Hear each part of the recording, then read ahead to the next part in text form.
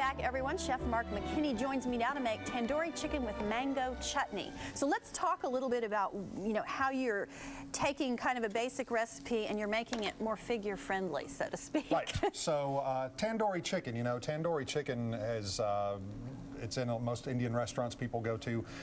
There's a couple of things with tandoori chicken. One, it's usually baked in a tandoori oven, which you don't have one here, so we're going to do it in a saute pan, and I don't think most people at home have one. Right. So we're doing it in a saute pan. This is for the home cook. Right. This is for the home cook, and it's marinated in a yogurt-based marinade. So what we've done is we've taken a lean chicken breast, and instead of the skin-on chicken, and that's going to cut some of the fat without the skin, and using the white meat instead of the dark.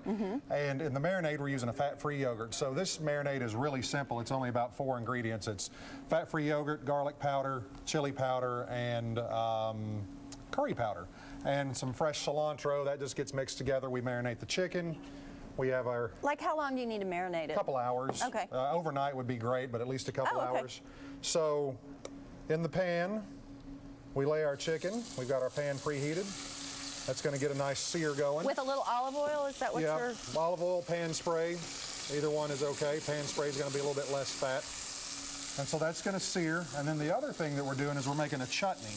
Now, chutneys are great. They're low in fat. They give a lot of flavor. And basically, a chutney is a mixture of fruits and vegetables, or sometimes just vegetables. And it's going to have a sweetener and an acid mixed in with it, so you kind of get sweet and sour. And it can be cooked or uncooked.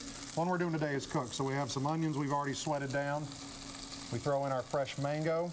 And this takes a little while to cook. You kind of saute this down. So it's going to soften up those mangoes. Right. It takes about 25-30 minutes for it to really reduce down, which I have some already made over here.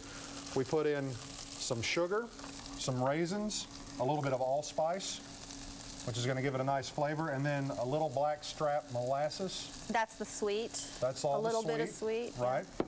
So this would come around, and then we have a mixture of white wine vinegar and lemon juice that goes in. And that'll simmer, and once it reduces down, we'll add a little bit more at the very end to just kind of finish it off and loosen it up a little bit. Okay. So all this stuff goes over here for our plate presentation. We have. So this is what it looks like when it's finished. Now, do you finish that in the oven, or do you just? It depends on how thick your chicken is. Okay. If it's a thinner, kind of more of like a piccata piece, or a thinner pounded piece, you can do it straight in the pan. If it's a little bit thicker, you may want to throw it in the oven for about 10 minutes. Okay. Just to get it finished off. So chicken's cooked. I'm going to cut the chicken, lay it on our plate. A little bit of the chutney goes on top.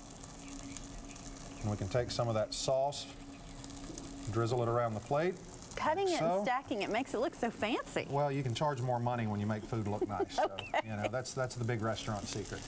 We'll garnish on top, and it's done. We'll slide that off to the side.